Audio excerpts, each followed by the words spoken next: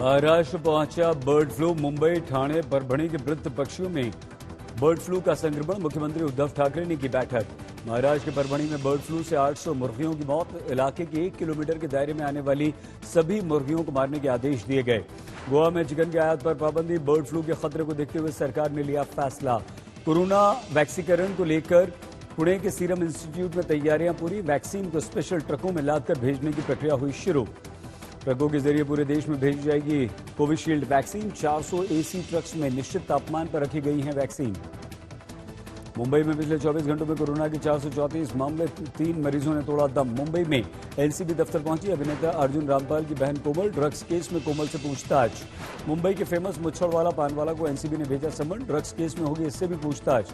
Bombay high court से सोनू सूद को 13 जनवरी तक अंतरिम राहत। 13 जनवरी तक सोनू सूद की बिल्डिंग पर हथौड़ा नहीं चला सकेगी बीएमसी। बीएमसी का आरोप, सोनू ने रिहायशी बिल्डिंग को होटल में तब्दील किया, उसमें अवैध निर्माण किए। बीएमसी ने सोनू को भेजे 2 नोटिस। मुंबई से सटे डोंबिवली में 20 साल की लड़की की बहादुरी। घर में घुसे लुटेरों को उसने पुलिस से पकड़वाया। मुंबई से सटे ठाणे की ज्वेलरी शॉप में चोरी। सीसीटीवी में कैद हुए 4 चोर। कच्छ के पास मांडवी के समंदर में जलकर खाक हुआ जहाज। दुबई से सूडान जा रहा था कार्गो जहाज। आग फैलते देख जहाज के 8 चालक सदस्य समुद्र में कूद गए। स्थानीय मछुआरों ने सभी को बचाया। 486 अंकों की बढ़ोतरी के साथ 49,269 पर बंद हुआ सेंसेक्स। 137 अंकों की बढ़ोतरी के साथ निफ्टी 14,884 पर बंद। 11 से 15 जनवरी तक जारी रहेगी सॉवरेन गोल्ड बॉन्ड की 10वीं सीरीज। लोगों को एक बार फिर से मिल रहा है सस्ता सोना खरीदने का अवसर। 9 साल में सबसे ज्यादा रेवेन्यू ग्रोथ के साथ टीसीएस का उम्मीद से बेहतर प्रदर्शन। कंपनी का नेट प्रॉफिट बढ़कर हुआ 8,701 करोड़। 2019 के मुकाबले 47% घट गई 2020 में घरों की बिक्री। रिपोर्ट में दावा, एसबीआई ने इंस्टेंट लोन ऐप से किया सावधान। 5 मिनट में लोन देने के नाम पर आपके साथ हो सकती है ठगी। बड़ी स्टील व सीमेंट कंपनियों पर कीमत घटाने और बढ़ाने के लिए साठगांठ के आरोप लगे। नितिन गडकरी ने जनता रेगुलेटर बनाने की इच्छा।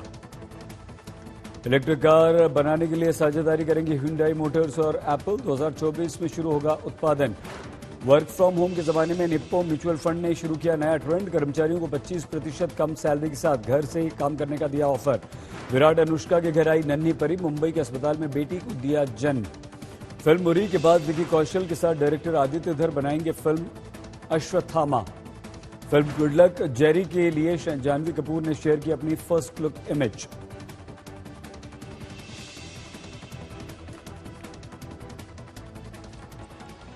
नमस्कार, आप देख रहे हैं आज तक। आपके साथ मैं हूं सईद अंसारी। स्वागत है आपका मुंबई मेट्रो में।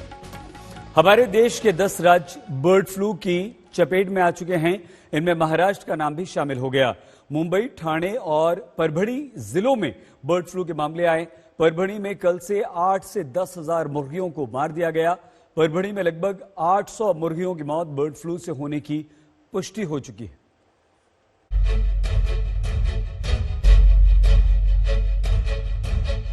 जांच के बाद महाराष्ट्र के परभणी में 800 मुर्गियों की मौत की वजह बर्ड फ्लू यानी एवियन इन्फ्लुएंजा निकल कर आई है।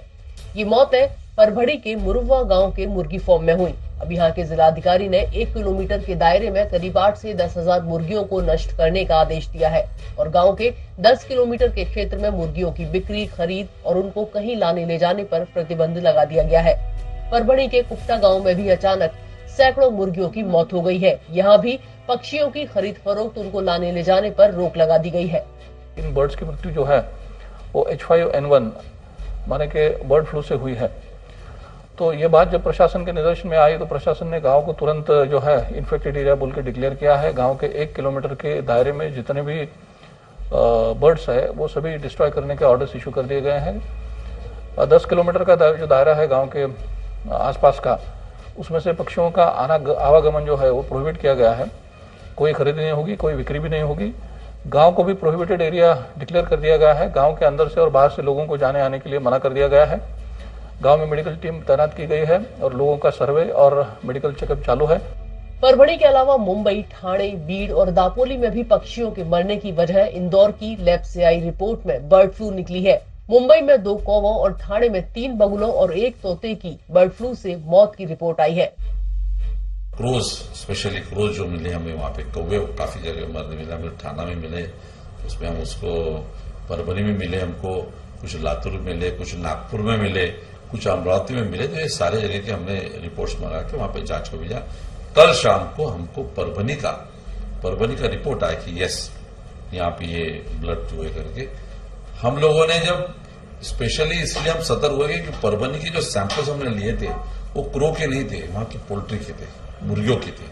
और जहां मुर्गी का सैंपल लेना तो हम लोग बड़े सतर्क हो गए। जिस दिन हमने 2 दिन पहले वहां के परभणी के सैंपल उठाने के बाद इमीडिएट जिस दिन सैंपल उठी उसी दिन हमारे जो कमिश्नर है एनिमल हस्बेंड्री का, उनको बोला कि वहां कलेक्टर परभणी को इंस्ट्रक्शन दो, उनसे बात करो और जिस पोल्ट्री से सैंपल उठाए वो पूरी की पूरी जगह सील कर दिया जाए। मुझे लगता है कि बर्ड फ्लू खासतौर पर जो पानी में रहने वाले, तैरने वाले जो ये रहते हैं, उनके सलाइवा से उसका प्रसरण होता है और इसलिए ह्यूमन बींग्स को वो होने की संभावना रेयर होती है, कम होती है। लेकिन इसका मतलब ये नहीं है कि होती नहीं है। जिनको वो बर्ड फ्लू से इन्फेक्शन हुआ है, H5N1 जिसको बोलते हैं, तो उनकी जो कैजुअलिटीज है उसका रेट बहुत ज्यादा है, CFR। ठाणे म्युनिसिपल कॉर्पोरेशन ने हालात पर नजर रखने के लिए कंट्रोल रूम बनाया है और लोगों से अपील की है कि अगर शहर के किसी भी हिस्से में पक्षी की मौत होती है तो तुरंत सूचित करें। परभणी में मुर्गियों को नष्ट करने का काम मंगलवार से शुरू हो जाएगा। परभणी से इसरार चिश्ती और मुंबई से कमलेश सुतार के साथ आज तक ब्यूरो। मुंबई में बर्ड फ्लू का ऐसा डर फैल गया कि चिकन 150 रुपए किलो बिकने लगा। लोग चिकन और अंडे खरीदने से बच रहे हैं। इस व्यवसाय में लगे दुकानदार बेहद परेशान हैं। उन्हें जबरदस्त नुकसान हो रहा है। कोरोना से सबसे ज्यादा प्रभावित हुए महाराष्ट्र में बर्ड फ्लू पांव पसार रहा है, जिसने सरकार के माथे पर शिकन ला दी है। इसे लेकर सीएम उद्धव ठाकरे ने पशुपालन मंत्री सुनील केदार के साथ आज अधिकारियों से मुलाकात की। मुख्यमंत्री ने वीडियो कॉन्फ्रेंस के जरिए सभी जिलाधिकारियों को भी इस बारे में जागरूक किया। सरकार जल्द ही बर्ड फ्लू को लेकर एक हेल्पलाइन नंबर भी शुरू करने जा रही है। चिकन दुकानदारों का कहना है कि बर्ड फ्लू की वजह से उनकी बिक्री काफी कम हो गई है। 200 रुपीज केजी चिकन था, अब 160 पे आके रुका है। सीधा 40 रुपए की गिरावट धीरे धीरे ये 4-5 दिनों में हो गई। कितना असर पड़ रहा है मतलब बिजनेस पे, और कम रेट्स होने की भी आपको डर रहेगा? काफी रेट्स कम होने का भी डर रहेगा और इसमें जैसे रेट्स कम होते जाएंगे वैसे नुकसान होता चला जाएगा और लोग और डरते चले जाएंगे। मुंबई में बर्ड फ्लू के चलते काफी ग्राहक डरे हुए हैं, जबकि कुछ सावधानी के साथ चलने की बात कह रहे हैं। जब तक सरकार पूरी गाइडलाइन नहीं देगी जब तक तो चिकन हम नहीं खाएंगे, लेकिन ये जीवन के लिए आवश्यक है अंडा चिकन।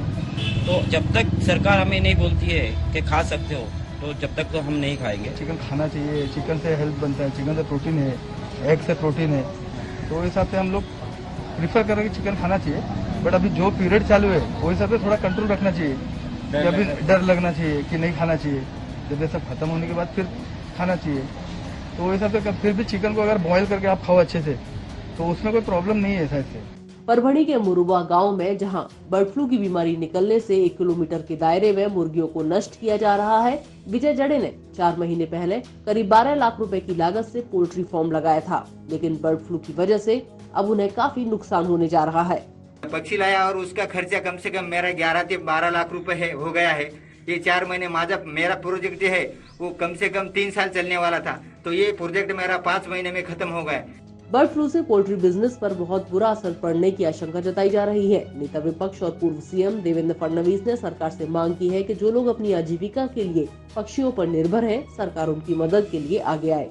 एक बहुत बड़ा मुझे ऐसा लगता है कि ये चुनौती है। 4-5 राज्यों में बर्ड फ्लू के बारे में तकरीबन वहां पर बर्ड फ्लू है इस प्रकार से अभी चिन्हित हुआ है। महाराष्ट्र में भी पिछले कुछ दिनों की घटनाओं के बाद अब ये ध्यान में आ रहा है कि यहाँ पर भी बर्ड फ्लू शुरू हुआ है। कुछ पैमाने पर अभी बर्ड्स को हमको समाप्त भी करना पड़ेगा, ऐसा मैंने हमारे मंत्री जी का भी स्टेटमेंट देखा है।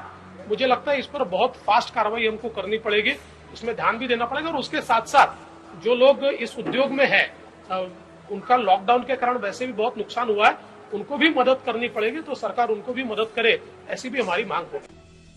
महाराष्ट्र से पहले मध्य प्रदेश, राजस्थान, हिमाचल प्रदेश, उत्तर प्रदेश, गुजरात, केरल और दिल्ली में भी बर्ड फ्लू के केस पाए गए हैं। मुंबई से सौरभ वक्तानिया और कमलेश सुतार के साथ आज तक ब्यूरो। मुंबई के फेमस मुच्छड़ पान वाले से एनसीबी ड्रग्स केस में पूछताछ कर रही है। शक ये है कि यहां के पान में ड्रग्स मिलाकर बेची जाती थी। ड्रग्स केस में गिरफ्तार 2 आरोपियों ने मुच्छड़ पान वाले का नाम एनसीबी अधिकारियों के सामने लिया, बस तभी से वो रडार पर है। मुंबई के कैंप्स कॉर्नर स्थित मुच्छड़ पानवाला से आज सुबह से एनसीबी पूछताछ कर रही है। शक है कि यहां के पान में ड्रग मिलाकर दिया जाता था। हाल ही में नारकोटिक्स कंट्रोल ब्यूरो ने बड़ी कार्रवाई को अंजाम दिया था और 200 किलो ड्रग्स जब्त किया था। इस मामले में एनसीबी ने एक अभिनेत्री की एक्स मैनेजर और एक ब्रिटिश नागरिक को गिरफ्तार किया है। दरअसल हाल ही में एनसीबी ने एक बड़ी कार्रवाई की ड्रग्स को लेकर, जहां पर एक ब्रिटिश नेशनल और साथ ही एक मशहूर फिल्म अभिनेत्री की एक्स मैनेजर को गिरफ्तार किया है। कई सौ किलो जो ड्रग्स है वो भी बरामद हुआ है। अब इन्वेस्टिगेशन में ये सामने आया है कि कहीं ना कहीं ये जो दोनों आरोपी है वो मुच्छड़ पानवाला को ड्रग्स सप्लाई करते थे। वैसे मुंबई में ड्रग्स और पान वालों का कनेक्शन कोई नया नहीं है। पहले भी ऐसे कई बार मामले सामने आए हैं जब पान बेचने वालों को ड्रग्स बेचने के लिए गिरफ्तार किया जा चुका है। मुच्छड़ पानवाला मुंबई का सबसे फेमस जॉइंट है, जहां पर बड़े बड़े जो बॉलीवुड सेलिब्रिटीज हो, इंडस्ट्रियलिस्ट हो, वो यहां पर आके पान जरूर खाते हैं। कैमरा पर्सन वैभव के साथ सौरभ वक्तानिया, मुंबई, आज तक। केंद्र सरकार ने वैक्सीन खरीदने का ऑर्डर दे दिया। जल्द ही वैक्सीन की डोज राज्यों को मिल जाएगी। वैक्सीनेशन अभियान शुरू होने से पहले आज प्रधानमंत्री नरेंद्र मोदी ने राज्यों के मुख्यमंत्रियों से बात की। पीएम मोदी ने बताया कि 3 करोड़ हेल्थ वर्कर्स और फ्रंटलाइन वर्कर्स के वैक्सीनेशन का खर्च केंद्र सरकार उठाएगी। साथ ही हमारे देश में 4 और वैक्सीन पाइपलाइन में हैं। अगले चरण में जब वैक्सीनेशन अभियान पहुंचेगा तो वैक्सीन के और भी विकल्प हमारे सामने होंगे। साथियों, अब हमारा देश कोरोना के खिलाफ लड़ाई में एक निर्णायक चरण में प्रवेश कर रहा है। ये चरण है वैक्सीनेशन का। जैसे यहां जिक्र हुआ, 16 जनवरी से हम दुनिया का सबसे बड़ा टीकाकरण अभियान शुरू कर रहे हैं। ये हम सभी के लिए गौरव की बात है कि जिन 2 वैक्सीन को इमरजेंसी यूज ऑथराइजेशन दिया गया है वो दोनों ही मेड इन इंडिया है। इतना ही नहीं, 4 और वैक्सीन प्रोग्रेस में है। मिशन वैक्सीनेशन का पूरा प्लान पीएम ने समझा दिया है। सभी मुख्यमंत्रियों से बात कर ली है। सरकार की तैयारी क्या है, चुनौतियां क्या है, अभी क्या तय किया गया है, आगे का प्लान क्या है, राज्य सरकारों से क्या सुझाव है, खर्च कौन उठाएगा, एक एक पॉइंट पर पीएम ने चर्चा की, एक एक पॉइंट क्लियर कर दिया है। मेड इन इंडिया वैक्सीन और दुनिया के सबसे बड़े टीकाकरण अभियान, इस विषय में अभी विस्तार से हमारी चर्चा हुई। प्रेजेंटेशन में भी काफी चीजें डिटेल बताई गई है और हमारे राज्यों के डिस्ट्रिक्ट लेवल के अधिकारियों तक बहुत विस्तार से इसकी चर्चा हुई है और इस दरमियान कुछ राज्यों से अच्छे सुझाव भी मिले। ये कई राज्य के लिए बड़ा मुद्दा था कि कोरोना के टीकाकरण का खर्च केंद्र सरकार उठाए। आज पीएम ने 3 करोड़ हेल्थ वर्कर्स और फ्रंट लाइन वर्कर्स के टीकाकरण के खर्च उठाने की बात साफ कर दी। वैक्सीन पर भारत ने एक एक कदम सोच विचार कर उठाया है। हमारी दोनों वैक्सीन दुनिया की दूसरी वैक्सीन से ज्यादा कॉस्ट इफेक्टिव है। हम कल्पना कर सकते हैं, अगर भारत को कोरोना टीकाकरण के लिए विदेशी वैक्सीन पर पूरी तरह निर्भर रहना पड़ता तो हमारे क्या हालत होते, कितनी बड़ी मुश्किल होती, हम उसका अंदाज लगा सकते हैं। ये वैक्सीन भारत की स्थितियां और परिस्थितियों को देखते हुए निर्मित की गई है। भारत के टीकाकरण का जो अनुभव है, जो दूर सुदूर क्षेत्रों तक पहुंचने की व्यवस्थाएं हैं, वो कोरोना वैक्सीनेशन कार्यक्रम में बहुत उपयोगी सिद्ध होने वाली है।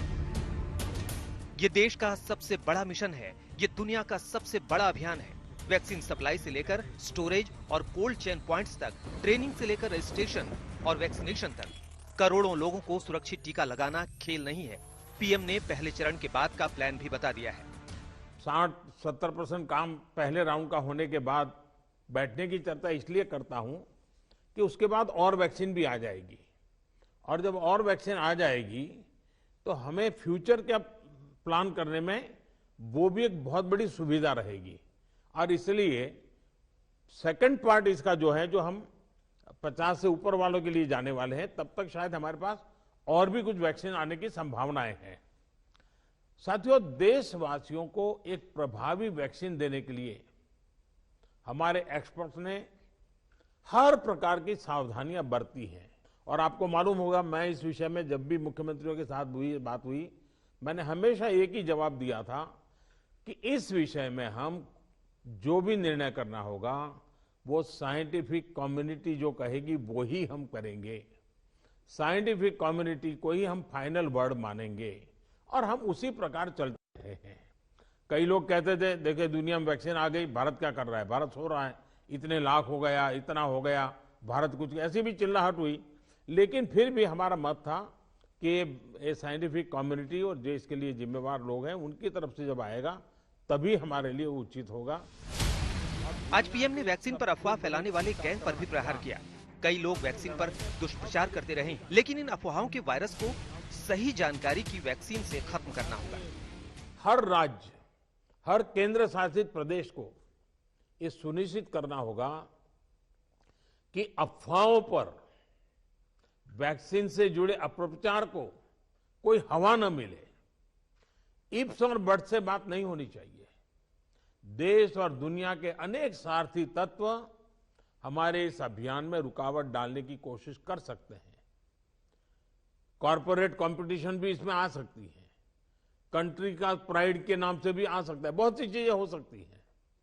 ऐसी हर कोशिश को देश के हर नागरिक तक सही जानकारी पहुंचाकर हमें नाकाम करना है।